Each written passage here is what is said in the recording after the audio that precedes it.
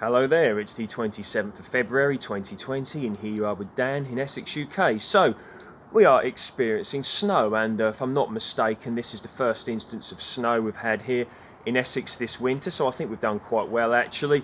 Other parts of the country have had snow before now, and of course other parts of the world get a lot of snow quite regularly and a lot more often and a lot deeper than what we seem to get. So there we go. So it's about 2 degrees C, which is around 35 degrees Fahrenheit. So chilly by UK standards, but it could indeed be colder. So I thought what I'd do is do a little bit of a garden tour and we can have a little chat about a few things that are coming up, have a look at a few plants and have a nice chill out together this snowy morning. So here goes. So there you go. So you can see that I've retied my grapevine variety Lakemont Seedless up against the new fence panel. So doesn't that look much better indeed? So I'm expecting some lovely grapes to be coming off of this year. Grapes, they fruit off of spurs, or like tendrils if you will, that grow off of the previous year's growth. So they should have, if I can get about 5 or 6 bunches of grapes, ideally more of course off of this, I will be happy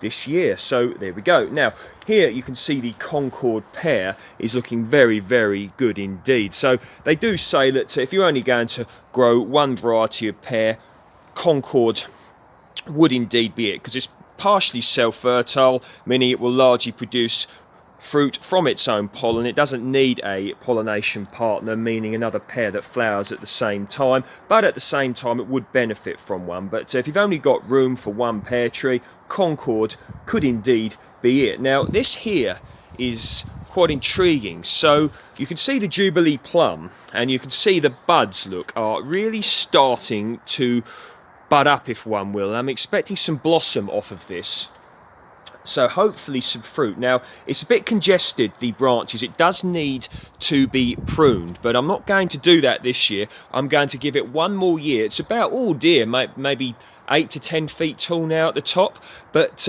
what I'm going to be doing is hopefully letting it grow this year and next year give it a nice formative prune, because with plum trees what you do is you prune them after the fruit has set. When you see the little fruitlets, if you will, come after the blossom, that's when you prune it. If you prune a plum tree during the dormant season, which you would say a pom fruit such as an apple or a pear, you can risk introducing silver leaf disease, which, trust me, you really don't want that because it can lead to death of the tree.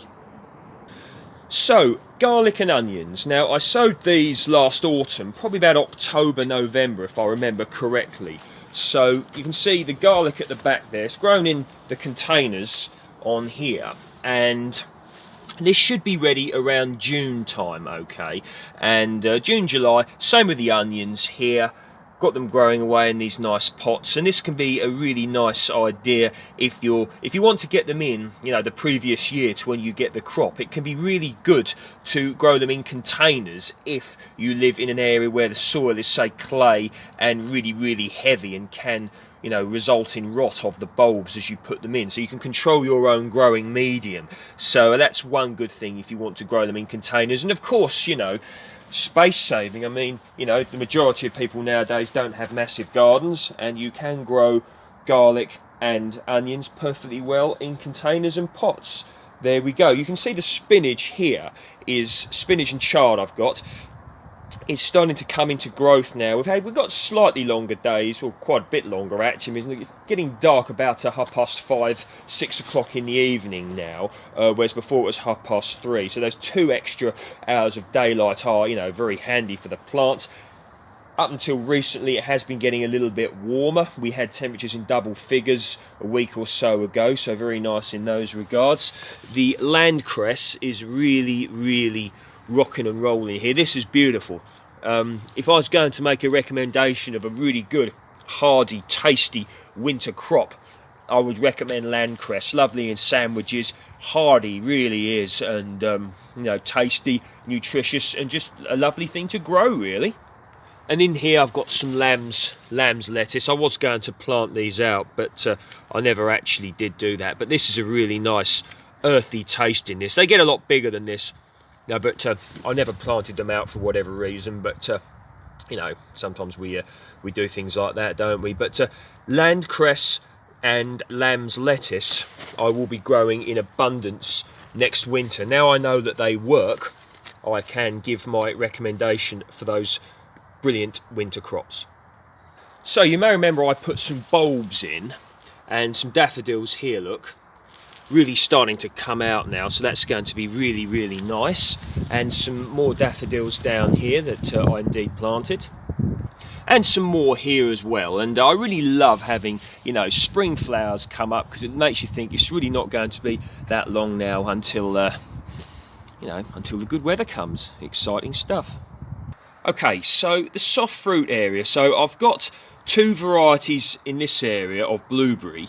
I've got Duke and Jersey. So Duke, I'll try and get the camera so you can read that.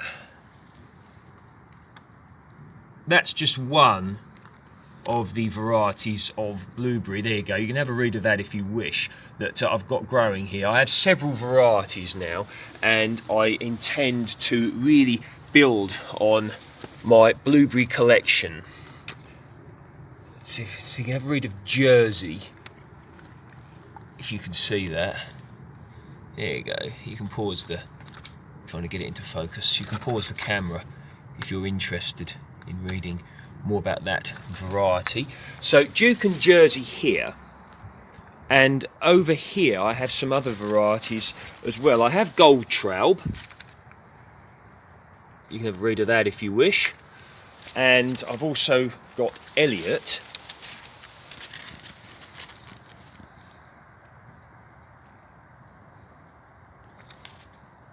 and I also have Spartan. So I've got about 30 odd blueberry plants here,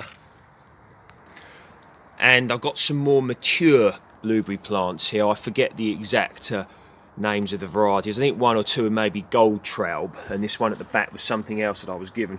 I've got these all grown in ericaceous growing medium, okay, because they require, if I remember correctly, a pH of about 4.5 to 5.5 in order to thrive. If you put blueberries in the wrong growing medium, they won't thrive. You'll get poor crops, and the plants will eventually just wither away. So really, you know, take your time and think about your growing medium for your blueberries. I've got videos on this, so have other people. Really invest time in it. You will not regret doing it. Oh well, we're going to go into the Polytunnel and see what's happening in here.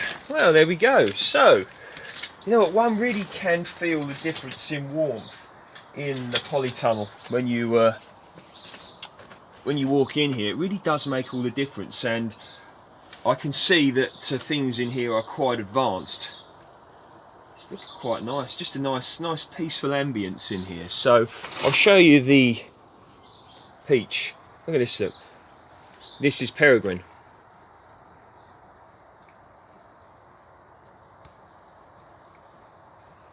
And you can see the blossoms, you know, even bigger than when I made the last video in here, ready to come out. And I'm hoping this tree is going to carry a crop, along with this Lord Napier nectarine. I mean, look at that. Where if you can find some? Yeah, there you go. A little bit of blossom coming on, or should be coming on there. And the Dixie Red, look, I'm going to be pruning this soon. It's really not long now until you know, these start to burst, and this tree is carrying a crop. So there we go. Oh, look at all these, look. Ah, yes, there we go. First blossom kind of out. Just trying to get this into a nice bit of focus. There you go. So, really do need to prune this. Probably going to do it this weekend. Not going to do it today. And I've got some of my winter. Now, I spoke about this before. This can be planted out soon. This is Komatsuna. Okay. I sowed some more Komatsuna down there earlier, late last year, sorry, and here as well, Komatsuna again. And this is a vegetable that I'm going to be making a recommendation that people grow, because it's incredibly nutritious, lovely tasting, and very, very hardy for the winter period. So if one is looking for a great vegetable to grow, cold hardy, I would add Komatsuna to the list. So on that list at the moment, I've got Komatsuna, lamb's lettuce, and what was the other one? Land cress. You know, these are sort of a non-typical crops, if one will, but I can make recommendations for those. And these spring onions, I'm going to be transplanting these soon. Under here we have the blood orange. I'm taking a little cutting from there, just see what happens. But the cold doesn't seem to be harming this too much. You can see the little oranges on there, look.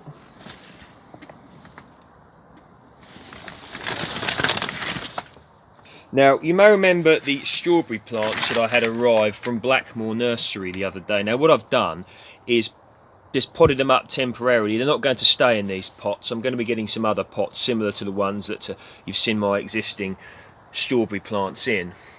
I've just put them here in order to sort of keep the roots moist so they don't dry out, so I don't have to worry about them. Buys you a bit of time in order to start thinking a little bit about what one wants to do. So these geranium plants are nicely overwintering here in the polytunnel. You can see this one's okay. These will shoot next year, all being well, provided it doesn't get too cold, and I should have some lovely pelargoniums. Same with these down here, and as you know, I've got some more growing away for a lovely display of pelargonium geraniums. Okay, so I really have got a lot coming up on this channel over the next few months, and I'm not going to say too much about it now because I don't want to ruin the surprise, but you know, there's a lot in the pipeline, and people have given me some such lovely ideas, my viewers, and I really appreciate that. So loads to come, and just enjoying the snow here. So if you like my work, please feel free to like, share, subscribe, and as always, you can check me out on Dan_Home Gardens Instagram if you're interested. See you next time.